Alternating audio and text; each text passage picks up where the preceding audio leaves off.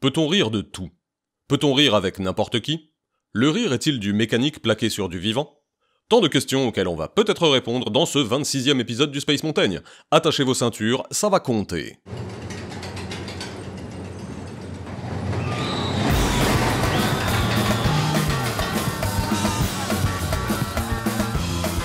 Attends, c'est une prise de tête d'un autre monde. D'un autre monde.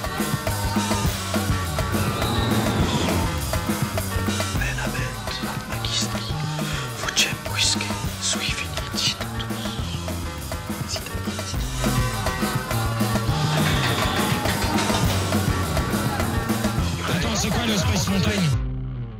Bonjour ou bonsoir, en tout cas bienvenue dans le Space Mountain pour cet épisode qui sera consacré à le rire et les rieurs d'Henry Roorda.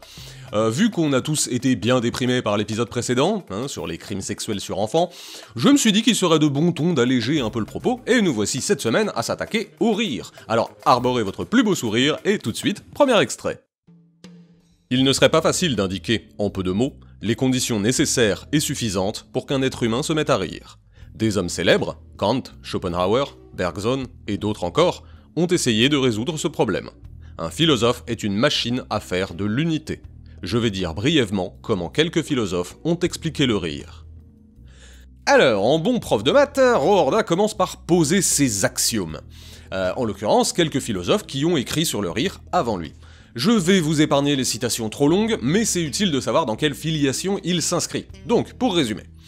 Il commence par Thomas Hobbes, qui dit « La passion du rire n'est pas autre chose que le brusque sentiment de triomphe qui naît de la conception soudaine de quelque supériorité en nous, par comparaison avec l'infériorité d'autrui ou avec notre infériorité antérieure. » Donc, pour Hobbes, le rire, c'est la moquerie, la supériorité de soi sur l'autre. Bon, ça donne une idée de ce dont Hobbes riait, et qui ne le rend pas particulièrement sympathique, mais, jusqu'à preuve du contraire, sa philosophie n'est pas réputée pour être particulièrement sympathique.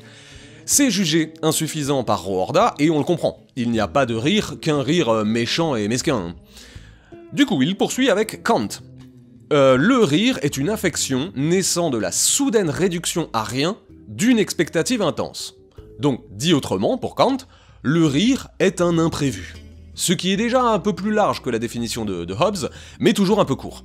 Donc ça remet notamment en question toutes les situations où le rire n'est pas un imprévu. Par exemple, Roorda cite des situations où l'on prévoit une farce ou une entourloupe. Le rire vient alors d'une conclusion parfaitement attendue. C'était les faire chercher. Insuffisant toujours. On continue avec Schopenhauer, et là je suis obligé de citer. Disons deux mots du philosophe Schopenhauer. Celui-là, pour illustrer sa théorie, nous donne un exemple bien ahurissant. D'après lui, le spectacle d'un cercle et d'une ligne droite tangente à ce cercle devrait nous mettre en gaieté. Il reconnaît d'ailleurs que cette figure géométrique n'est pas d'un comique intense. C'est égal.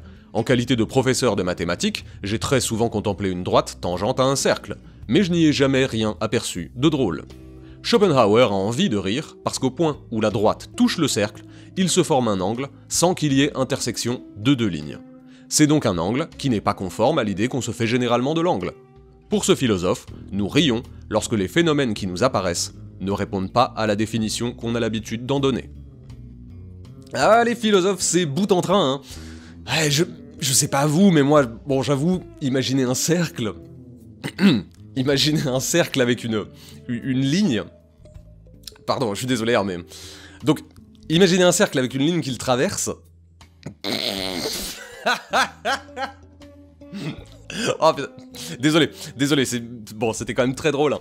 Merci Chopi pour cette barre de rire. Alors revenons au sérieux. Pour Schopenhauer, le rire est la contrefaçon. C'est un peu comme l'imprévu de Kant, c'est lorsque nous avons une idée attendue d'un phénomène, et que celui-ci se manifeste d'une façon différente.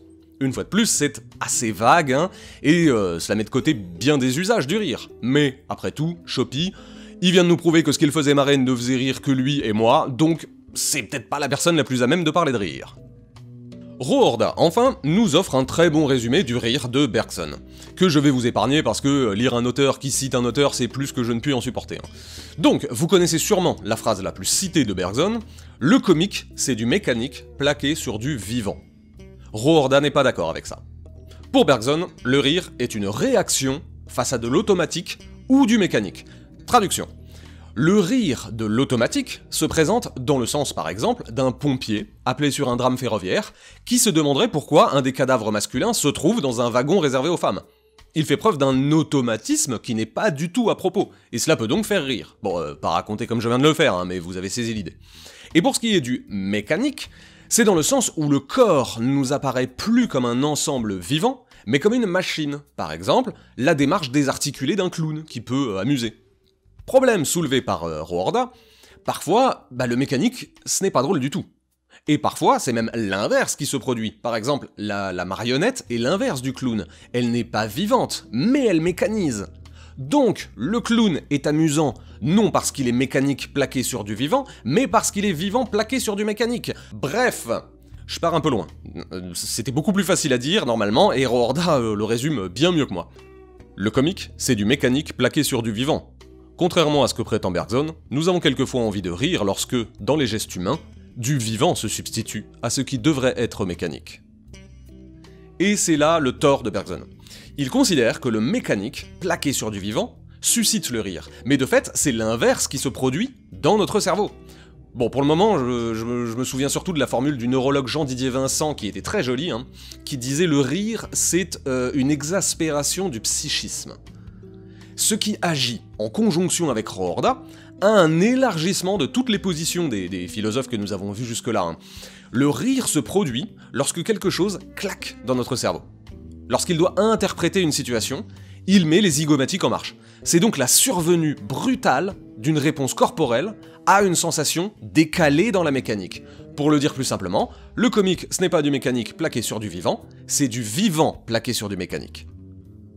Et puisqu'on parle de corps et de vivant, il faudra faire un détour par la neurologie, mais on verra ça juste après, promis.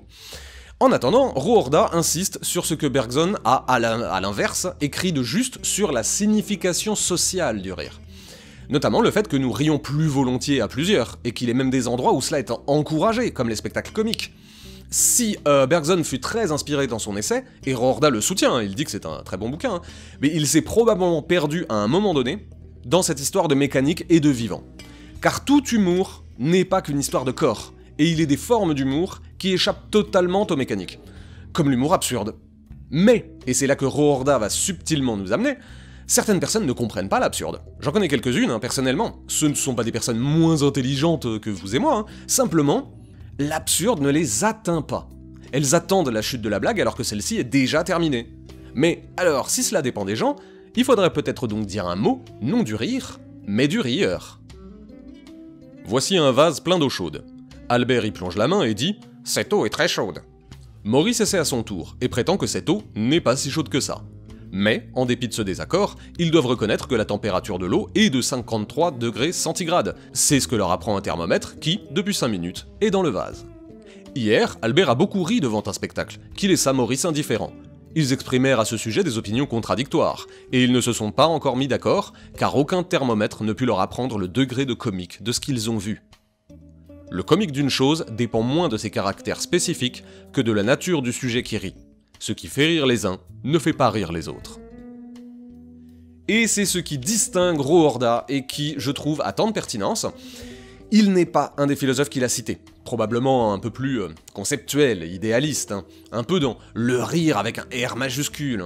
Lui, il ne s'interroge pas sur le rire comme un truc désincarné dont il faudrait saisir l'essence, mais sur les rieurs. Qui sont-ils et pourquoi rient-ils ? Et c'est là l'erreur des philosophes précédents. Ils parlent du rire comme s'il y en avait un, mais Roorda l'écrit très bien. Le rire de l'humoriste n'est pas le rire du blasé, le rire de l'adulte n'est pas le rire de l'enfant. Le rire de l'instruit n'est pas le rire de l'ignorant. Il n'y a donc pas un rire que nous devons essayer de percer, mais bien des situations particulières dans lesquelles des gens particuliers s'amusent de choses particulières. Et il est important que cela soit des choses particulières, car, évidemment, nous ne rions pas tous des mêmes choses. Les choses comiques ne font pas rire tout le monde, et ceux qui rient ne rient pas tous de la même façon. Considérons 2 boxeurs qui se battent devant un millier de spectateurs. L'un, avec une rapidité foudroyante, envoie son poing sur le nez de son adversaire. Le sang coule. Un connaisseur, qui est assis au premier rang, est réjoui par la perfection du coup, et il sourit. Son voisin sourit aussi, mais c'est pour une autre raison. Il ne connaît rien à la science de la boxe, il est heureux parce qu'un visage humain a été mis en bouillie. Et c'est ici que les pensées de Roorda s'enrichissent encore d'une nouvelle couche. S'il y a différents rieurs, il y a aussi différentes sources de rire. Est-ce que rire à une blague potache, rire en voyant quelqu'un tomber, rire à une blague très pointue ou rire lorsqu'on vous chatouille, c'est la même chose? Bah, justement, je vous avais promis un détour par la neurologie, car c'est un épisode sur l'humour, et les neurologues sont des gens... Ce sont des gens. Si à l'époque de Kant, on ne savait pas faire d'IRM cérébral, désormais, l'on sait un peu plus ce qui se produit dans la tête des gens lorsqu'ils rient.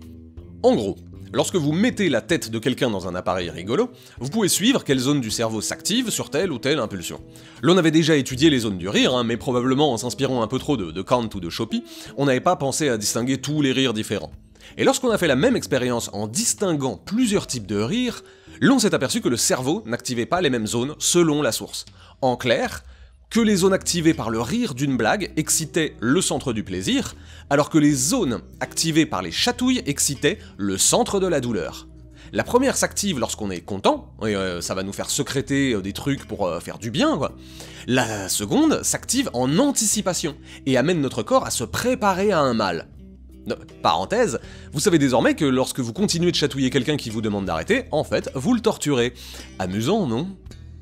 Ce qui, et nos philosophes morts ne l'ont pas traité, amène également un éclairage très particulier sur le fait que des gens emmerdés dans la rue, par exemple, se mettent à rire nerveusement. Ce ne sont pas les mêmes zones du cerveau qui s'activent, et donc, même si le rire mécanisé est à peu près le même, il n'a pas du tout la même fonction pour le cerveau, et donc pour le corps. Ce qui nous amène au point complexité suivant, il y a plusieurs types de rieurs, mais également plusieurs types de rires. Bon, ça on ne le doit malheureusement pas à Roorda, vu que lui non plus ne connaissait pas l'IRM cérébral, mais je me suis permis de faire un petit aparté car cela me paraissait pertinent. Souvent, on donne le nom d'humoriste à ceux qui savent voir le côté gai de la vie, et qui aiment à raconter, avec gravité, des histoires plaisantes. Mais le véritable humoriste, c'est aussi, mieux qu'un autre, voir le côté triste des choses. Il diffère profondément du bout en train. Le psychologue James Sully constate que les grands humoristes ont une sensibilité vive et sont facilement accessibles à la pitié. Ils savent bien que la réalité a des aspects multiples, et que toutes les questions, par conséquent, sont complexes. La naturelle agilité de leur esprit fait qu'ils franchissent, sans s'en apercevoir, les frontières que les hommes ont mises entre les choses qui sont sérieuses et celles qui ne le sont pas.